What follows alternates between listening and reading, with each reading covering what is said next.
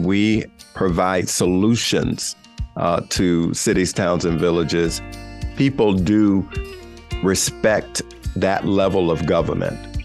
It's the most trusted level of government. And they feel as if you can solve all of their issues. We could define good government in so many other ways. But I think that for me, it's transparency, it's engagement, it's thoughtful. It took me 40 years to become authentic about where I grew up and my life experience, and being a Black man in this kind of role. It took me a while to own it. But now that I do, I own it every day. Welcome to The Good Government Show. I'm your host, Dave Martin. On this episode of The Good Government Show, I'm about to have a conversation with the director and CEO of the National League of Cities. This is an organization that helps spread effective and good government practices to all cities and towns across America. With some 2,700 members, the organization helps to advocate for city government and helps improve government leaders of cities of all sizes. And on this episode, we got the boss, the CEO and director of the National League of Cities, Clarence Anthony. Before heading up this organization, Clarence was the mayor of South Bay, Florida. And this is a small rural city in the middle of the state on the shores of Lake Okeechobee. And we talk about his time as mayor there. He was elected at the age of 24 and served as mayor there for 24 years. So he's got a lot to talk about. As mayor, he was a National League of Cities member and then became president for 1 year in 1999. By the way, his son, Riddell Anthony, All-American wide receiver at the University of Florida, and played 5 years with the Tampa Bay Buccaneers. Tough to take when you went to Florida State. Anyway, most importantly, Clarence is the host of City Speak, and that's a National League of Cities podcast. On his podcast, he talks with city leaders and policy leaders, all talking about how city government works towards good government. And that makes us here at the Good Government Show already fans of City Speak. Check it out sometime. So let's listen to my podcast and my guest, Clarence Anthony. And this is my conversation with him on the Good Government Show, and I'll have that right after this. The Good Government Show is sponsored by NACo. That's the National Association of Counties. County government is actually the oldest form of government in the United States, and it touches more people directly. Roads, highways, hospitals, schools, recycling, law enforcement, water and sewers. In most of the country, those services are maintained by the county. That's county government. NACo is a nationwide organization that represents all 3,069 counties across the USA. NACo helps county government work better together through things like sharing best practices, because when county government works well, that's just good government. Welcome to the Good Government Show. I'm your host, Dave Martin, and today I have Clarence Anthony with me, the president of the National League of Cities and a fellow podcaster. Welcome to the show. Well, thank you very much, David. I really appreciate this opportunity to be on this show because that's what we work for as a Florida country boy. I'd say good government. Good government. So I'm excited about talking with you about what we're doing at the National League of Cities. Well, that's great because we are certainly all about talking to folks who are either creating good government projects or pushing forward good government ideas. So let's start in a little bit and talk about your role as CEO and director of the National League of Cities. I'm a new mayor. I have just joined. I've just been elected. Sell me on the National League of Cities. Well, you know, we are the organization, the oldest municipal organization that represents cities, towns, and villages. In 2024, we will be 100 years young or old as an organization. That has really had an amazing impact on America as a whole. What we do here, first, we advocate relentlessly on behalf of the interest of cities, towns, and villages. And when people ask me, you know, what do I do? And that's the bottom line. I am considered the voice. NLC is considered the voice of cities, towns, and villages. In that role, what we do is we try as much as we can influence federal policy, strengthen local leadership to be able to advocate on behalf of cities, And I also often say we provide solutions to cities, towns, and villages so that when they are dealing with an issue, they come to the National League of Cities and they learn about what is happening, not just in their state where they are incorporated, but from city leaders all over America. I could think back when I ran for public office, graduated from Florida Atlantic University, master's degree, thought I knew everything about local leadership and policy issues. And then I got involved in the Florida League of Cities and the National League of Cities. And that's when I really learned. And what I found, and it's still here, we provide technical assistance to help, I would say, capacity building of our staff as well as the leaders that lead those communities. And I think that that's key because sometimes you don't have the skills at home or you don't know what's happening again in other communities. So we come in and help you to be able to deal with those solutions. We also, I would say, not only talk about today's best practices, but I call it the next practices. Right now, we're talking about data and the use of data. Right. But, artificial intelligence, what role will that play in the national That's the question framework? Everyone's trying to sort out now, right? Yeah. So I think if I had to tell any leader that's elected, a new mayor or a council member, why join the National League of Cities? In summary, I would say if you really want to serve your community and resolve the issues that you are facing, this is the place to get what you need to be a better public servant.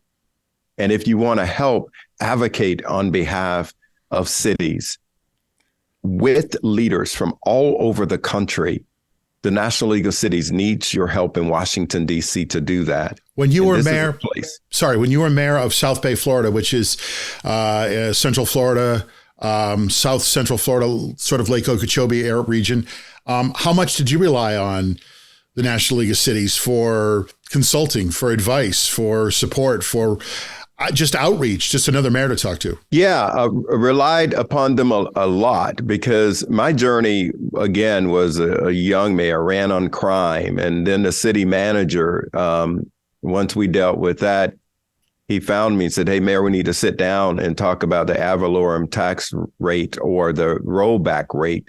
Are we going to and you quickly called a friend and said, "What's this?" Yeah. And I said, what is that? I ran to address crime. So that's when I went to the Florida League of Cities and got involved, and then got involved at the national level and became president of the National League of Cities. So my relationship with the National League of Cities has been one of as an elected member, but also now as a staffer. And it really gives me a broad perspective on the impact that we can have on communities and our role in assisting leaders who get elected and provide them with the skills and solutions. So play through this scenario with me. I would imagine that most mayors are very busy on the day-to-day and don't have the time or the bandwidth to, do a lot of real forward thinking, 1, 2, 3 years down the road. Is this where National League of Cities can step in and help them with that?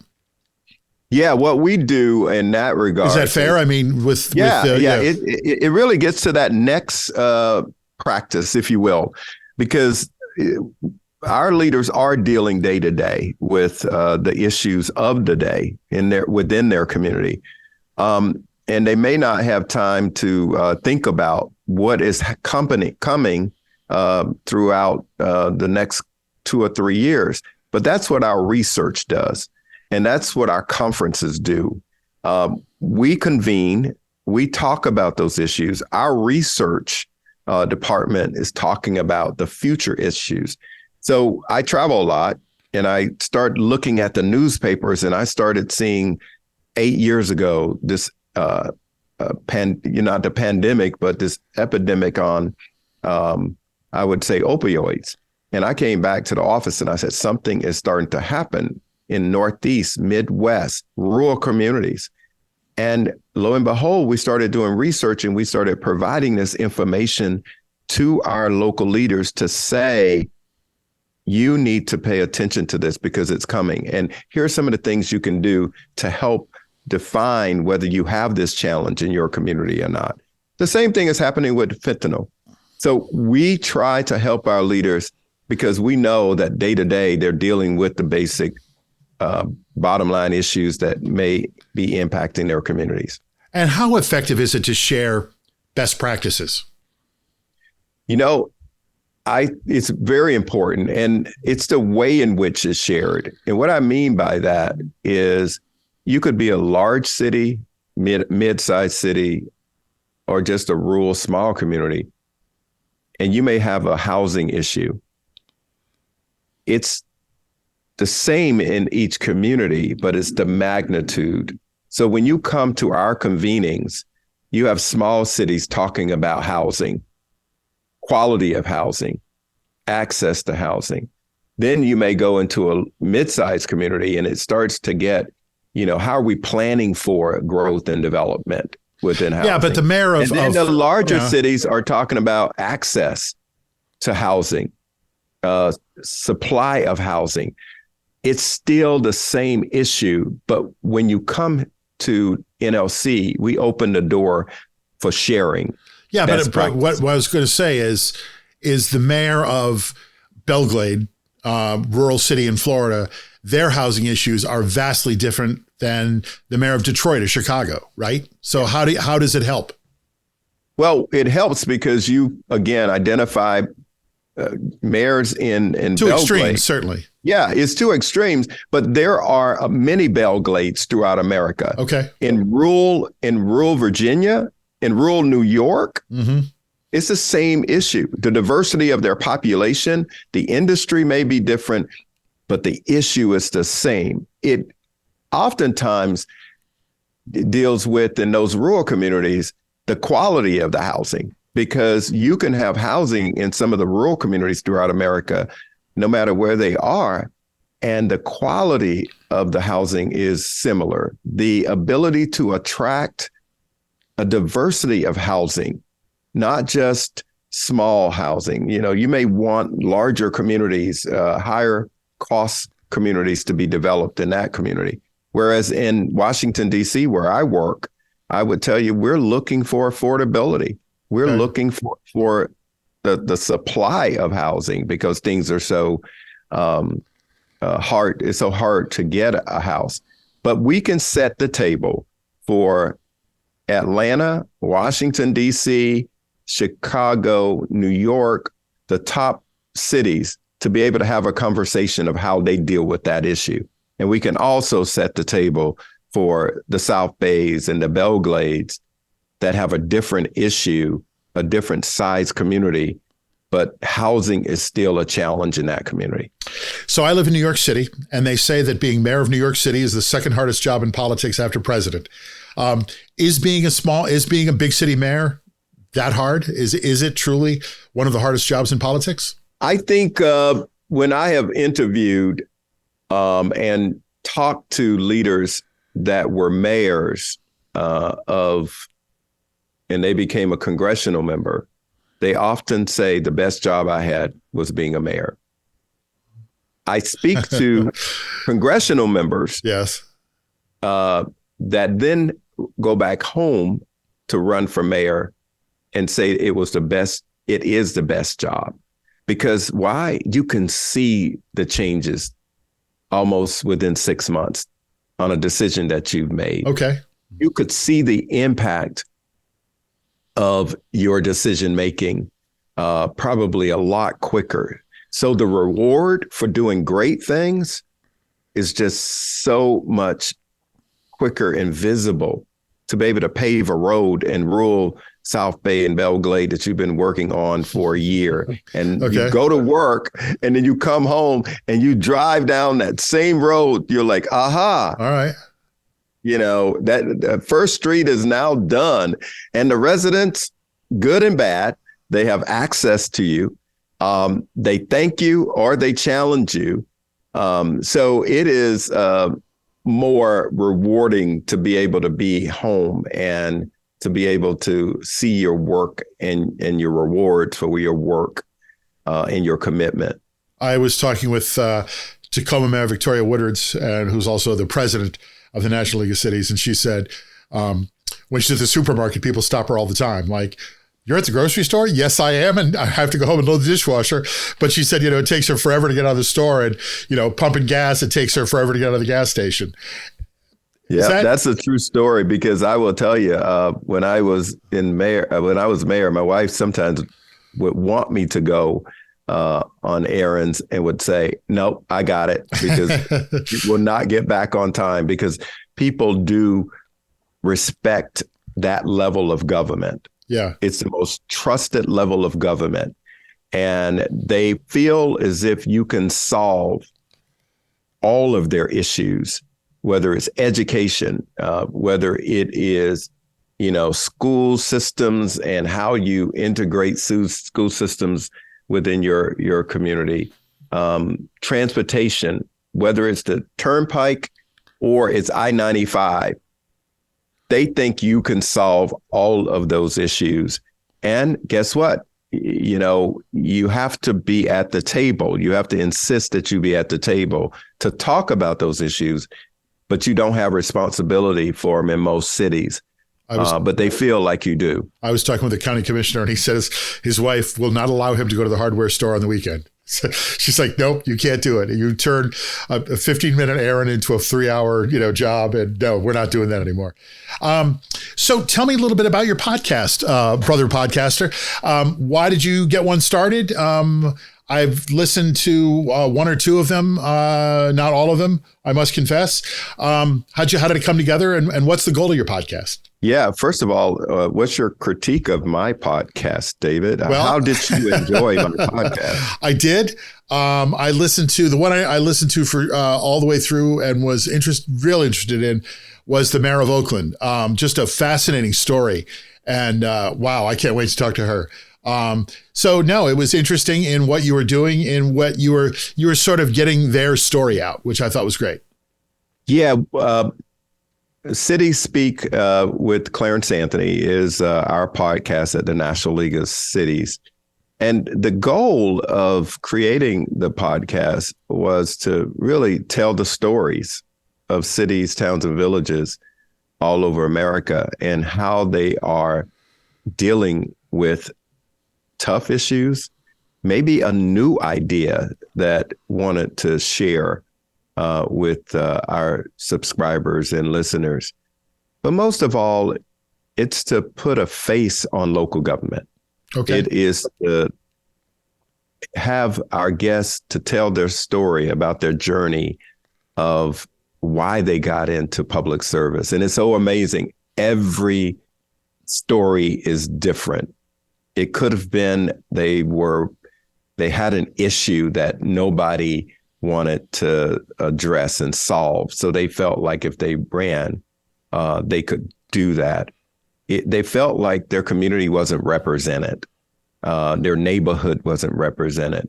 But their journey ultimately began around an idea, and ultimately, I would say, not ended, but continued by becoming a public servant and understanding that it's more than one issue. It's a bigger community, and they had to come up with different strategies to address those issues. So I think I would say we really are the voice of cities. The podcast is the voice of cities and others that impact local leaders and local government. And so we've been excited about the fact that, Mitch Landrieu, who reports directly to the President of the United States, was our first guest and really talked about, infrastructure and the importance of infrastructure. And we've had other mayors that have talked. Mayor Woodards, who was right. That sounded like it was at a symposium or something. She appeared on our podcast before she appeared on yours. I just want you to know that, David. Yes, you did. But we've had some great guests, and I'm so proud of the work of our staff, Katie and John and the team here at NLC. Really helps to talk through who we have on our podcast. So we're excited one day that maybe we'll have you and I can turn the tables. Well, thank you. I would be happy to be a guest on your show. Which is easier, being a guest or being the host? I think the guest, believe it or not. All right. I believe being the guest because I get a chance to just talk about and get my point across about what I want to share with you, as you know. And you're sitting on the other end today trying to make sure you guide me and get what you need. So I think it's easier being on your podcast than me interviewing you. What do you think, though? I am much more comfortable asking the questions than answering the questions. I've just been I've been a reporter and a producer my whole life, and I started in radio, so I'm much better, on this side of the camera, as it were, than the other side. So, yes. You got a great voice. Voice. Thank you. And in so doing, I did a little research on you, and I wanted to ask you about Anthony Government Solutions, which seems to play right into the hand of good government. Can you tell me a little bit about that and what you were able to accomplish? Yeah. After I retired from office, I served in public life for 24 years, started at the age of 24 and ended at the age of 48. Okay. And so I wanted to do something that could bring my public experience and my private sector experience together.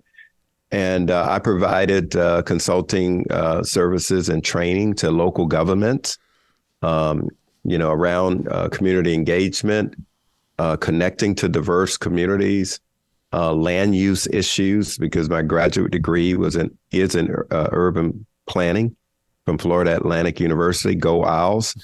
And then I also represented private sector clients to help them to understand how to work with the local governments. I can tell you I enjoyed it. I was very successful. But when I got the call from the headhunter about this role, this makes me very full. Okay. It makes me full as a professional. And in my life, I feel like I still can engage in public policy and have an impact, but I can also make a good living as well.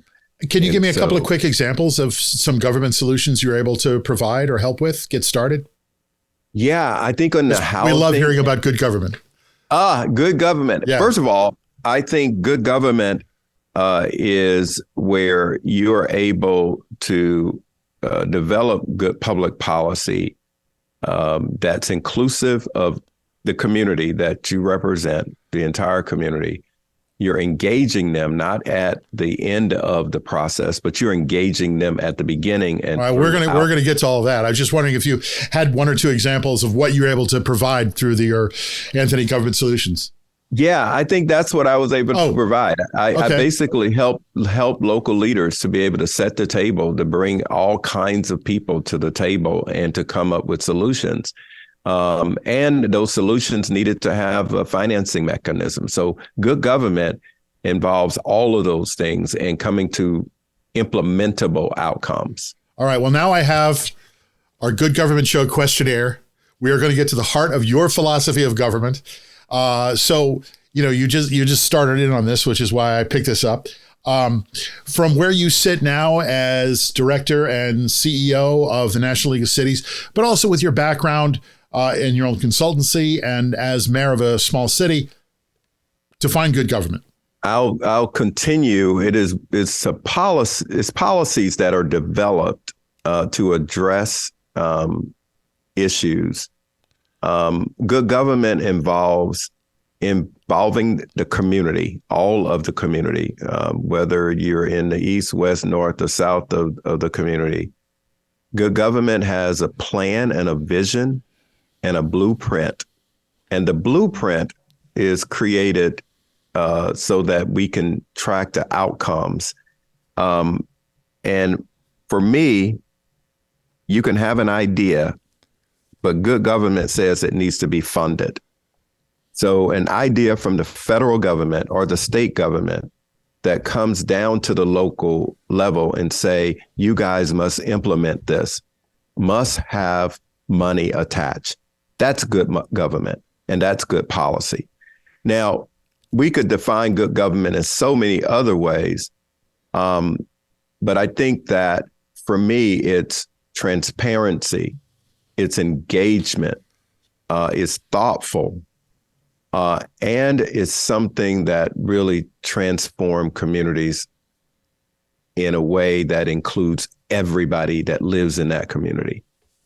And so when I think about my time in public service, that's what I attempted to do, is to make sure that I thought about the least of those as I created public policy, because they are not at the table. So it has to be an inclusive decision-making process and outcomes.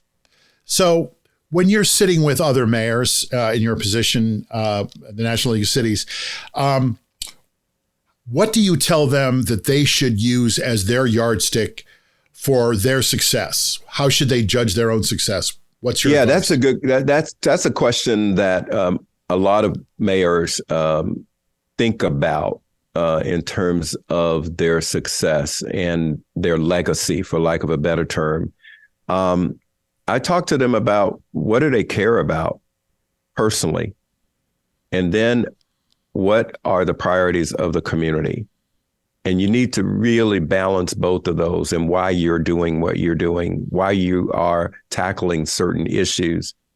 And I think the most important thing is to have your fingers on the pulse of the community and make sure that you are leading in an unbiased, humble way and working on those issues in that manner.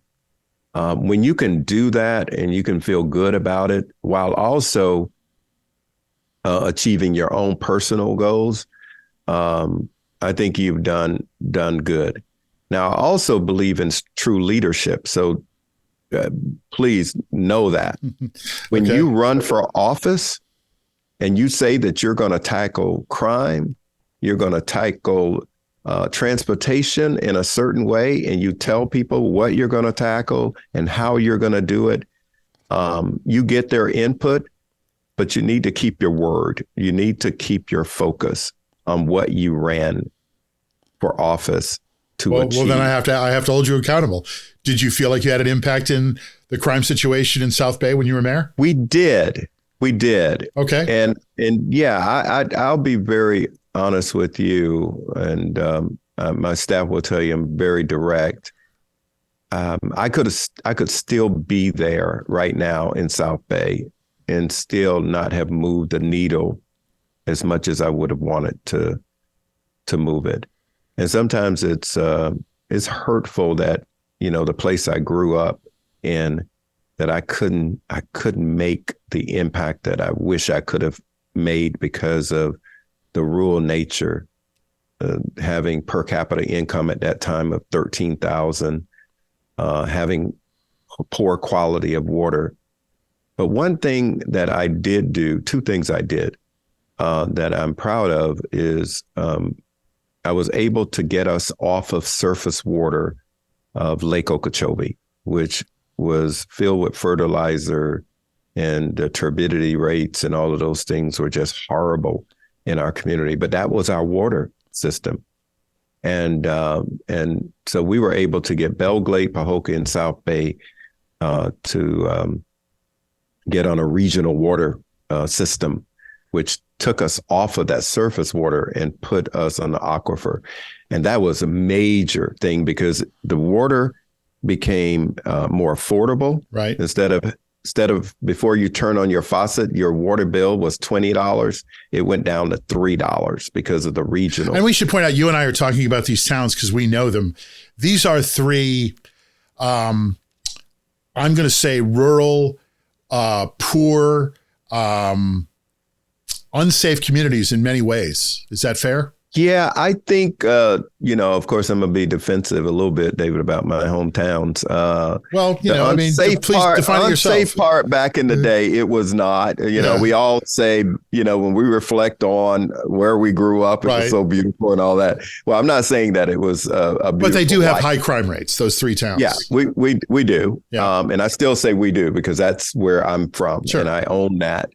I would say that the poverty level is high. The unemployment level is high. And we just didn't have the interest in moving into rural communities even now. These were sugar towns, right? Yes. I grew up working in the celery fields. My mom, dad, everybody in my family started there. And we were a migrant family. We migrated from Belglade to Goshen in Florida, New York, working in the celery fields, and then went back. So I know of that life very much so, but I will tell you that I also knew what was missing. And when I came back, I started working on the things, when I became mayor, working on the things that were missing. Libraries. The only way I'm here talking to you today is because I got an education. Mm-hmm. I was one of the persons that got tapped to be able to, I would say, move on out of that community and go to college. But when I got in office, I recognized that there was no library in our community. And I fought for 5 straight years to get a library in South Bay, and we were successful. All right. Now that's a good government story. Yeah, that's a good government. There's a check. However, I will say that I wish I could have done more for my hometown. I wish I could have moved people more out of poverty. I wish I could have improved education in my community. But I was there 24 years, giving it my best. Yeah, okay. Oh. I gave my best and left it all on the field. And I'm not like Brady. I'm not coming back from retirement. I'm done. I'm done. You still have family there? You still return? Oh, yeah. Okay. It took me 10 years to sell my house out there. I'm sure. Because I was so connected. I still have 2 sisters. You talk about rural communities. My mom lived on one street. I lived on, my mom lived on 2nd. I lived on 3rd. And I have 2 sisters live on 4th Street in South Bay. Good and bad. Oh, man. It was. But you know what? You talk about why I have a vision of safety. It's because of the way I grew up. I mean, I didn't have to worry about anything because my mom was 1 street over when I became mayor. My sisters were 2 streets over, and we all sort of had I could talk about my and they were not shy about telling you where you were making mistakes. My mom was the mayor because I traveled a lot in my business. Yeah. But I reflect on my life. I just, as a kid, I was happy. But I knew when we were traveling on these buses, going from state to state, working in the fields, when I would see bridges and lights, I knew that there were cities ahead. But I also knew that there were opportunities. I don't know why. Even at that stage, I always felt that when I saw a city, that those were places that people would have opportunities. So I'm living my best life in terms of my job. Good. Because I believe in what I do, because there's a lot of little kids that grew up just like me. Sure. In rural, poor Florida, predominantly when I left African-American or African descent community, because where we are is Jamaican, Bahamians, Trinidadians, people from all walks of life come into America to start their lives. And a lot of them start in rural communities, and then they move to the big cities because they think there's more opportunity. And I encourage that. That's what America is. So what should people do if they feel like they're not getting good government? How should they react to that? I think that is an amazing and special question right now, because we're looking at our nation and we're seeing so much incivility. And when I was in office 28 years ago, whatever the number is now, local government never came to your home. City Hall was always in City Hall. And I think what we're seeing is misinformation and incivility that concerns me a great deal. I still think and believe in democracy very strongly. And so I think that if you see something that is missing in your hometown or in your city, you need to go to City Hall and let them know. Go to city council meeting, get involved in your neighborhood association, your planning commission. If things are not going right, the first step is to get involved, and then to get educated, and then to make your voice heard. I would encourage people to run for office if you are committed to good government and good solutions. And if we could get those kinds of leaders interested, I know that our nation and our communities would be better, and all of us will be prouder of the place that we live. You're a former mayor, now at the National League of Cities. You interact with mayors across the nation. Government can be slow. Government can be unpredictable. Government can be a problem. Government can get in the way. What would you like people to know about government as an insider? What should people know about government? I think government, to me, is a solutions provider, is a way of creating opportunity, a vision for where you live, good planning, job creators. If it wasn't for federal or local government, a lot of the stimulation that has happened in America and then in cities, towns, and villages would not have happened if it wasn't for the incentives. Government is a business. These are CEOs. They're mayors, yes, but they're CEOs, and sometimes of $8 billion budgets with 13,000 employees making decisions. But we also must understand that it's the citizens' money that we manage. Those are our stakeholders. Those are our investors. And we have a responsibility to make sure that we're good stewards of those investments within our communities when we make decisions. And I think that when you're in private sector, when I worked in private sector, we just made a decision to buy those cars. In public sector, you have to have 30 days of advertisement. You have to have other policies that you have to follow in procurement. Then you have to share with the public why you're selecting, and then make sure that it's implemented correctly, and then report out again after 2 years. Did I make the right decision? We may think that's slow, but when you have that heavy responsibility to the public, it's worth it. Good decision making just doesn't happen in a vacuum. It happens because you care about the responsibility you have as a mayor, as a CEO in the public.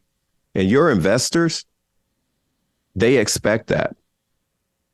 When you're in private sector, you just don't have that. So I just think that I'd like the residents to understand that sometimes the caution that we have when we are making decisions and implementing projects and putting in ordinances is because we want you to trust us and we want to be transparent. You said you were a young mayor. What inspired you? Do you have a political hero? Wow. Political hero. Yes. There's so many of them, and I'm not just, I'm not avoiding that question. I just I just think that this is supposed to be one of the easy questions. Oh yeah, that's the easy question. Yeah. Who's your political hero? When I was sort of in grad school, I saw, Maynard Jackson, for example, in Atlanta, how he changed their structure, how he was really a leader in terms of making sure that diversity of business opportunities occurred in Atlanta. Is a place too busy to hate. And I just always just love that fact that he believed in that as a leader.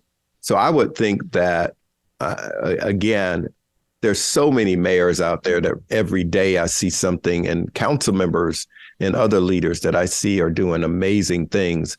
So today it's really tough for me to identify, even historically, because it's just day to day.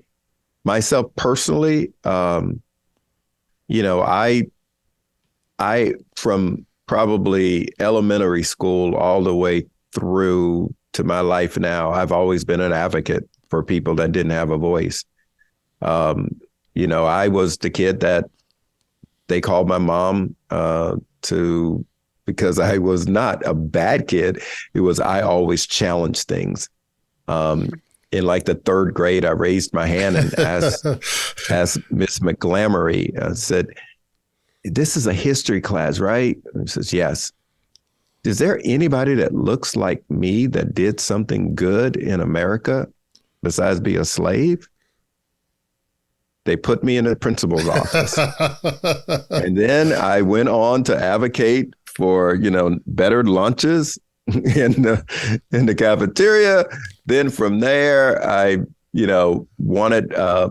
went president of student body in my high school because. So you were president of your student. So did you always expect to have a career in politics? Were you, did you want to be governor when you were a kid, or president, or mayor? At that time, if you look at my yearbook and my testament for what I wanted to be, I was criticized. I was laughed at. People poked at me, and I told them I was just joking. But I'm in the job that I wanted to have, and that was I wanted to be in Washington D.C. And be president of the United States of America. Now, I'm CEO of the National League of Cities, representing all the cities in America. I think I did it, and I'm in Washington, D.C. I think I did it. But I've always had that kind of advocate heart and a smart mouth. Was always sort of, teachers had challenges with me because I was reading. And I was traveling through my reading, and I was learning through what I was reading. And a lot of my other high school friends were having more fun than I was. But I always felt that way. So when I came back home, I just knew I had to serve. And I don't regret coming back to a place that developed me and giving back to that community. And I'll do it again. Do you drive by the White House every day? I don't drive by the White House every day. But you see the Capitol from the front of your office, right? Let me tell you, every day I am so blessed and in awe. I mean, seriously, where I grew up. Yep. I'm in awe that I drive up to my office on North Capitol in Washington, D.C., and I can see the dome. And I cannot believe that there are days that I am in the White House, that I go to Capitol Hill, that I go to cities all over America, rural, small, and large urban communities. And I get a chance to talk to people who are transforming our nation, building successful communities, creating jobs for people, developing housing for those that don't have homes. I mean, I am just honored to serve and do what I do. And sometimes I stop and I look and I pinch myself. Okay. And honestly cannot believe from where I started that I'm where I am. And my team and my members will tell you I'm real about who I am and where I came from, and don't hide from it, but embrace it, because I believe that it took me 40 years to become authentic about where I grew up and my life experience, and being a Black man in this kind of role. It took me a while to own it. But now that I do, I own it every day. And I am proud of it every day, of who I am. And my team comes from every part of our nation as well. And that's something I wanted to make sure I created within this organization called the National League of Cities. So you are from South Bay, South Central Florida. You live now in Washington, D.C., but it sounds like you travel to lots of cities. What are your favorite dishes? What are we having if we're going over to your house for dinner? Where are you taking me out to in Washington? Oh, man. Well, there you go. See, I'm still rural. Good. So you got to sit on the back porch with me at the house. I could do that. And I'll throw some ribs and some chicken on the back there. Good. I'm with you. And I'm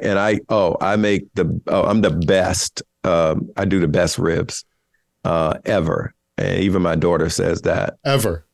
And be careful, because I come to Washington fairly often. So man, you can't even hook up with me. You grew up in Miami. Y'all big time there. I would say when I travel, that's the one thing about DC and cities all over America. Every place have the best restaurants. Yes. Whether it's Kansas City and their barbecue compared to Texas and theirs and all that stuff. I hear all the stories, and I get a chance to go to those restaurants with the mayors most of the time, all right, or a city leader.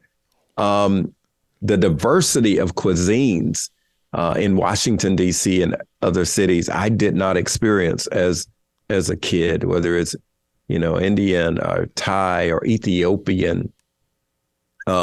Everybody had spaghetti and meatballs, and so the Italian places were always there.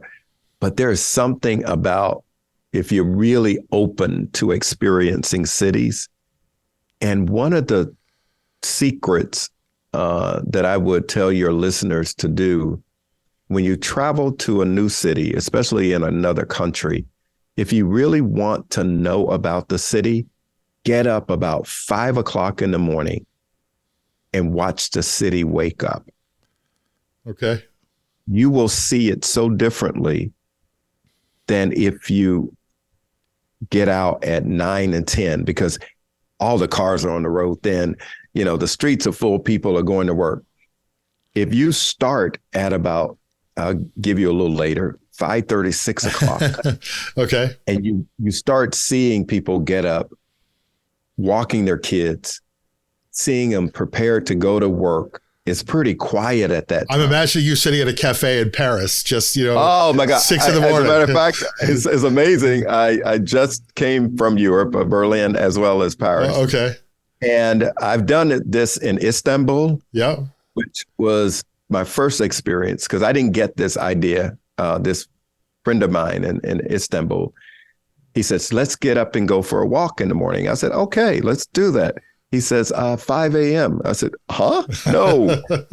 And we ended up going on a walk. He said, I want you to watch Istanbul wake up. And we went walking, and I just saw the city just wake up till about 9 o'clock.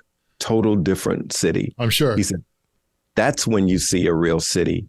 And that's when you see why we do what we do as municipal leaders globally, in the States, throughout this great nation that we have. Wake up, watch it wake up. You can see some of the great things, but you can also see some of the sores.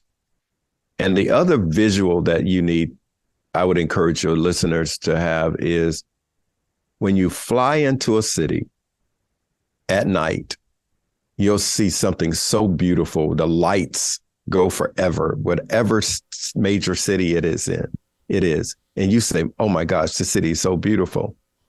But then the lights come up the next day when you wake up. and then you're on the ground and you have a different view. Think about both of those views in terms of the place that you live. And then think about the fact of what is your role, not just as a local leader, but as a citizen that live in that community. How do you create those lights for everybody? And how do you help to address those challenges so that they see the lights in their life? I really do think that we got to look at things in other shoes. If we're going to be good policy leaders and good government, we can't think about it only by the way in which we grew up and our experience, but what about the other person's experience? So I've been really blessed to be able to travel globally, learn, and then come back to this job and share with my team, but also learn from them because they have had life experience that I have not had. So this is the Good Government Show. We always bring it back to good government. Can you give me a couple of examples of really impressive good government projects that are going on in some of the cities in America right now that you've had a hand in or just been able to find out about and monitor? So I think the part of our organization that really works with cities is on technical assistance is our lead center, as well as our Center for Municipal Practice. And we've done a number of projects that have helped city leaders come up with ways for poor residents to be able to pay their water bills. I mean, it's called economic empowerment. So imagine this, you're poor and you get your water cut off. So now you got to pay the late fee, the reconnection fee, right, and then pay the future water bill at the same time. And probably your last couple of months rent or last couple of months bills. Yeah. Yeah. And so we went to develop one of those programs with a number of cities throughout America around, that kind of initiative. And we selected about, 8 or 9 cities.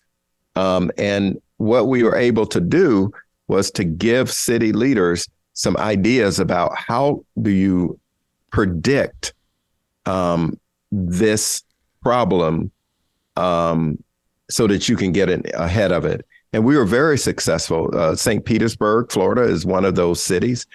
St. Louis, Missouri, we work with them to do economic empowerment initiatives. So we have been very successful. Public safety has been one of those other issues. We set the table for mayors from throughout America. We went on a tour in Newark, New Jersey. We were able to collect best practices, and we gave them those best practices. So now the pilot program that was developed in Newark, New Jersey, where we've seen real outcomes, are being implemented in Baton Rouge, is being implemented in St. Louis, is being implemented in West Palm Beach, Florida. So all of those cities are starting to use those examples from the tables that we have set within our community. So I think, as we look at our real initiative, Race, Equity, and Leadership Initiative is another prime example where when I first took this job, I started seeing all of this, the killings that was happening in some of our cities and towns. And so what I did is ask our members, what do you need? And the issue of race is a very difficult issue. So the part of real race, equity, and leadership is the L, leadership. We develop modules, toolkits, training, communicating in terms of these issues. And we've seen where leaders have really done an amazing job at when an incident like this happened in your community. Here's what you could do to make your community know that you are helping to solve this issue. in terms of bringing them back together and believing in their local government. Well, Clarence Anthony, Executive Director and CEO of the National League of Cities, and more importantly, the host of City Speak podcast. It was a pleasure to meet you. Thank you so much for coming on. David, thank you so much. So I look forward to having you on City Speak as well. I would love to join you on your show, and I would love to make that happen. It was a pleasure meeting you. It was a pleasure talking with you. Keep doing it. Good luck. And for a young kid out of South Bay, you're president, and you're in Washington and you're president. So I think you made it. There you go. Working for good government. That's what I'm doing every day. Thank you, David. So am I. Thanks very much. Kutztown University is a smart choice for Pennsylvania students or students from anywhere looking for an outstanding college experience close to home and in the heart of Pennsylvania. With over 130 majors, KU has endless academic opportunities. Kutztown also offers plenty of on-campus housing, 24/7 dining options, comprehensive support services to ensure our student success, and so much more.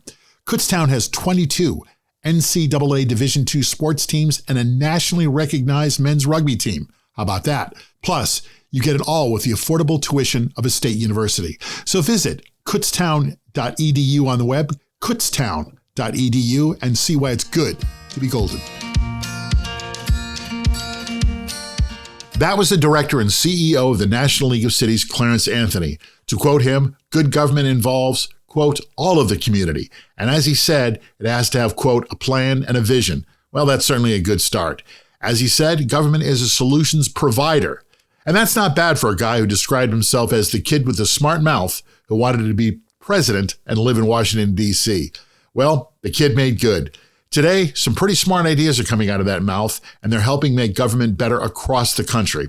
Well, that's our show. Thanks for listening. Check out City Speak where you get your podcasts. We'd like to share good government ideas wherever we find them. And who knows? You might even hear me on a future episode. In the meantime, please check us out on your favorite social media. Like us and share our shows with your friends. Until next time, when I have a conversation with another government leader, I'm your host, Dave Martin, and this is The Good Government Show. Thanks for listening. See you next time.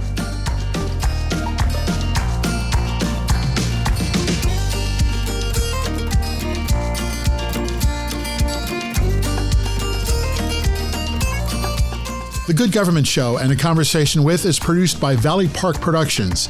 Jim Ludlow, David Martin, and David Snyder are the executive producers. Our editor and producer is Jason Stershic. This is The Good Government Show. Thanks for listening.